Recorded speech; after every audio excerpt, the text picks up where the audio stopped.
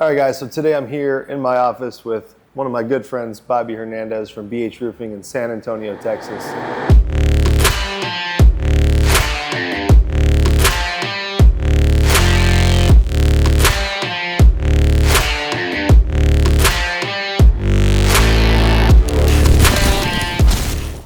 I've been mentoring with you for a few months now. Yeah. Actually, for like 2 years, Yeah. I still remember the first time I approached you, it was on Instagram, and I was like, I didn't know if you were responding to your own Instagrams or if somebody from your company was doing it.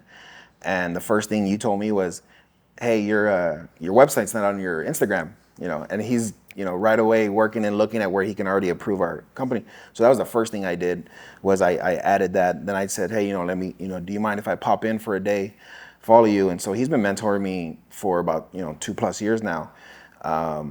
And over the last few months, we've really dove into, working with EOS. I've told him about some of the headaches that we've had with our company.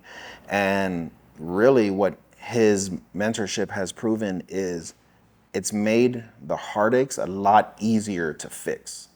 And so when he's telling me about, what was the last thing we went over? Accountability chart. Accountability chart. And it was something different than what I thought accountability chart was. And we were going back and forth multiple times, and he's like, no, he's breaking it down piece by piece. And it's funny because on the way over here, I was listening to the book as well. And they just started talking about it. And I'm like, this is everything he was teaching me. And so we've been able to break down our company into, 4 sections, sales, marketing, operations, and finance. And so, we're making sure that we're breaking each piece down to kind of not rebuild our company, but kind of itemize everything where everybody needs to go and be able to look down at it. And so really what I've learned from his mentorship is just things aren't as hard as we think when you break it down into individual pieces. The cool thing about mentoring Bobby is Bobby's so analytical and he's so analytically driven that he shows me his spreadsheets and his lead trackers and all the stuff, his Google site, right? He's got all these things and they're down to the T. And I'm like, man, that's crazy. Like, let me see, and he'll kind of show me how that stuff works. So that's the beauty of a lot of what I do is like, being able to help people and help bring people up, but I'm learning as much as they are. Like everybody from different states and areas does something a little bit differently, And I think the biggest thing for people to remember is being open to receiving something, just because regardless of size or how long anybody's been in the business or what position they hold in the company, and we talked about this in the team meeting too today, is like, hey, if you guys have ideas, feel free to give them to us and share them with us. A good example is one of our insurance guys built a spreadsheet for how he keeps track of his customers through, the knocking process, signing the contingency agreement, and then following up with the adjusters, the supplementation. Like he's got all this in this crazy Excel format. And he showed it to me. I was like, wow, that's perfect. Like we can take that, and utilize it, make it a little bit more user friendly for everybody where people can punch in things. But like, bring that stuff to the table because we all have something to learn from each other. It's not just like a one-way street. So it's kind of touching on the last thing that I said is we've gone from processes to accountability charts. And once you start putting that process in place and then you really dive in with your team, it starts taking place in the everyday sales with our reps, and you start seeing them start selling. So we've had record-breaking months the last 3 months. We're not at where we want to be in the at the halfway point, but that's probably because we had 3 slow months, January, February, March. But we've had 3 back-to-back great months. And that's really kind of when we started our mentorship, diving in, 2-3 times a month. He's been helping us with the processes, letting us know which processes we need or which ones not to really track. The one thing you told me was, if you're not going to lose sleep over it, don't track it. Right. But if you're not willing to fire somebody over it, you may not need to track it on their scorecard. Right. And that, that's the stuff that I think about all the time, and was able to really dial down and look at that on our scorecard. And now we're tracking what we need, and it's helping us, the results are starting to show. I recommend everybody get a mentor. Eric's been able to help me, really streamline what we need to do. He's not the only roofer that I talk to. I talk to some roofers in San Antonio as well. And we all pick each other's brains. So the mentor doesn't need to sell more than you, right? They don't need to be a 15, 20, $30 million company. It's kind of like Eric said, there's some things that he pulls from us, and I love when he does. I'm like, hell yeah, guys, hey, look, Eric's starting to implement some of the stuff that we do, right? And we're an eighth his size, you know? And so you can learn something from everybody. One of the things we say, your shit don't stink.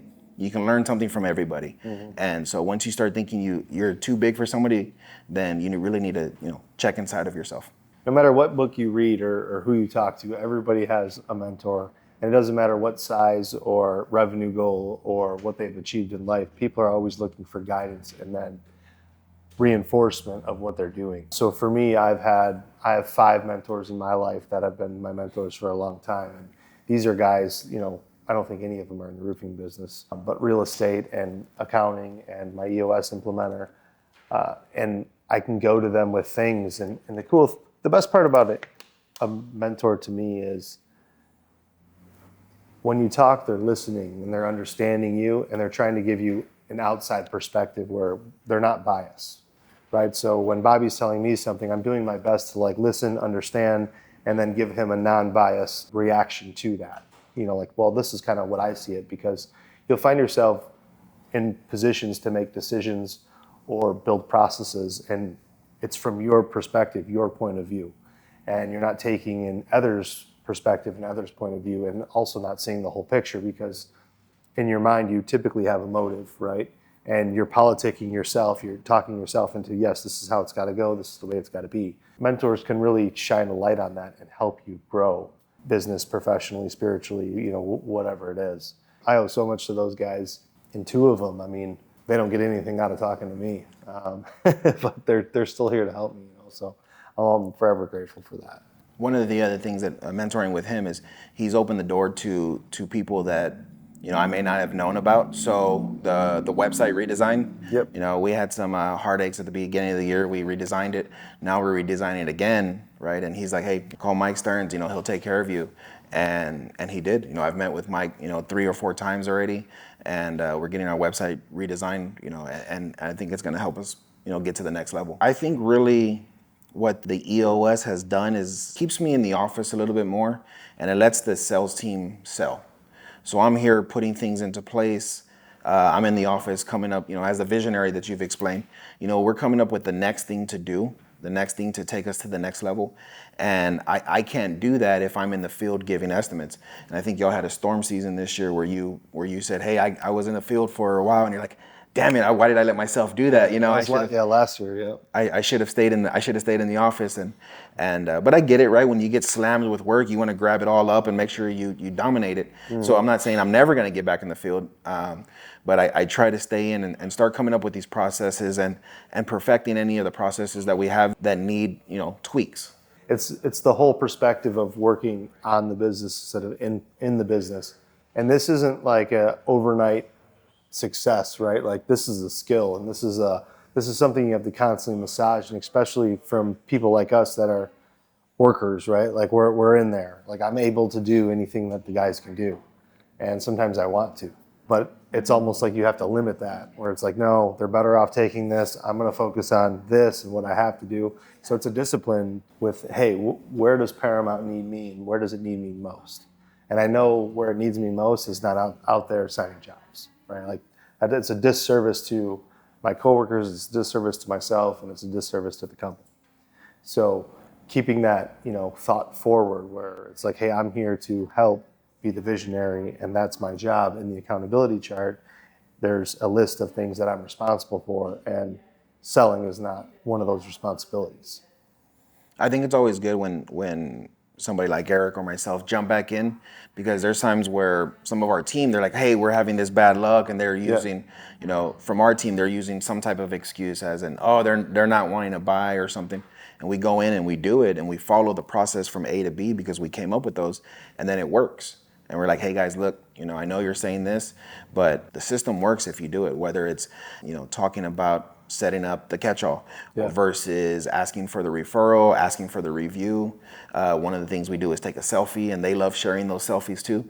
So not only are we, marketing to them, we're marketing to all their friends on social media, but it's all part of the process. And we pay for leads through Google and whatnot, but referral leads are the best leads. We Yeah. should be closing at a high percentage of those. And if you follow the process, you should get one job from every job. Yeah. What's one thing you've noticed in your business that, is more of a culture driver? Like, how do you keep your culture and keep your people together?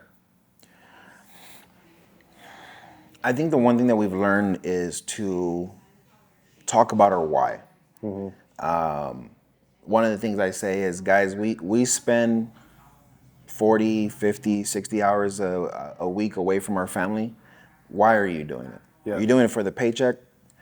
As a roof sales rep, we can make good money. Yep. We all know you can do that in any industry. You can do it in car sales. You can do it in roof sales.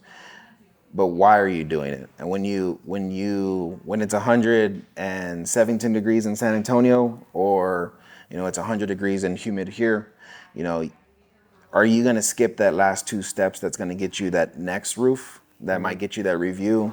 Or are you going to work 100% throughout the day, and then you're going to go home and spend the time with your family? Because, in Michigan, I think you'll have 2 or 3 months where you can't work. Is that? Yeah, usually. Last year was pretty light, but typically, So in San Antonio, we probably have maybe a month that's really slow, and then we have a few rain days here and there. And it's like, hey guys, I want you to go to your kid's game. I want you to go to your kid's game. I want you to, not miss the big events. Can you go to everything? It's hard to go to everything. Sure. And make what you want to make. But we want you to be at the big stuff because, growing up, my parents never missed anything. Whether it was a sporting event, an academic event, they were always there, and that's what I remember. And so that's what we push to. But then it's also like, hey guys, you only got X amount of leads this week. You may have to give up a Saturday. Yeah. Right. And so, but it's not doing it for just the team. It's also doing it for your family. Yeah. Right. You have that income that you want to hit. Remember your why. And your why sometimes is not going to get you 40 hours a week. It's going to be about 50 hours a week. Yeah. And then you'll have those other days off. And so if you leave early on a 4 o'clock on a Tuesday to catch your kid's game, hey, maybe you stay till 7:38 on a Wednesday. And so, and they understand and they like it, and they appreciate it too. Yeah. Yeah, I think that's huge. I mean, what you touched on as far as like the why, living the why. The first part of our team meeting is always the vision, and sometimes it's me that talks, sometimes it's Tyler. Typically, we're showing the VTO, which is the Vision Traction Organizer, which it shows all of our goals, how we're getting there, why we're getting there, our core focus, our core values, and things like that. But sometimes, like this morning, I take an alternative approach where it's like, hey, we are the vision. Like, we're living the vision right now, and we are the standard in our area. Like, I don't want to toot my own horn too much, but everybody around watches what we're doing, right? And we'll say something, or we'll put marketing out there, or our sell sheet will say something, and then a month later I see this, it's like my recipe's right there. And it just shows me it's like, hey, we are setting the tone. We are the vision. And back to what you were saying about like, the big events. It reminded me of this weekend, yesterday. Me and my wife and my kids went for a walk at Stony Creek, which is like a park, right? My wife just wanted to go on an adventure. So she drew up a scavenger hunt for my kids, and we went on like a 3-mile walk in the woods. And towards the middle, my 9-year-old starts complaining that her legs hurt and she can't walk any further. And and we're like, oh, well, we thought we were gonna go play at the park, but I guess your legs are too tired. And she's like, oh, I can play. I just can't walk in the woods anymore, right? So, and it's funny because, she was complaining that it was hot and this and that. And my wife's like, well, down the road, these are the things you're going to remember. You're going to remember when we went on the scavenger hunt on a hike randomly. And we had found some like eggs. I don't know if like a snake tried to bring them into a hole, but it was a bunch of like cracked eggs in the middle of the trail. So I don't know how they got there, but they were taking pictures of them. And that's, like you said, that's the kind of stuff you remember. So you have to carve that. Yeah, it's important to carve that time out because you never know like when those memories are going to be made.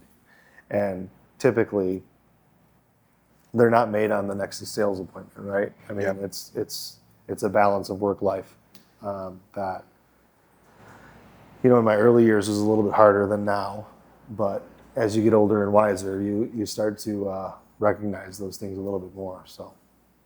Yeah, I love it, man, and I think all that stuff leads into the culture, right? It it's all a part of what we do and who we are and how we carry ourselves. We're the standard. We're the vision. We do what we say and say what we do. And the industry around us recognizes that. And it's not just the homeowners that recognize that. Everybody recognizes that. Yeah, and I like that you always talk about, and other people too, they talk about how they grinded and they missed certain events. But now, one of the things I was saying earlier is you can buy your time. You know, the one thing we can't buy in this world is time. And you've been able to, you know, work your ass off at the very beginning. Yeah. And now you're not missing events. Yeah. You know, you're at everything. And so Yeah. you were able to, you had a grind at the very beginning. You know, it just didn't come handed to you. You've earned it. And so, you know, that's what I'm trying to do. Yeah. So I appreciate everything you've done for me, man. Yeah, I appreciate you too, buddy. Yes, sir. Thank you. Thanks, Bobby, for being here and coming and visiting us. And thanks, guys, for watching.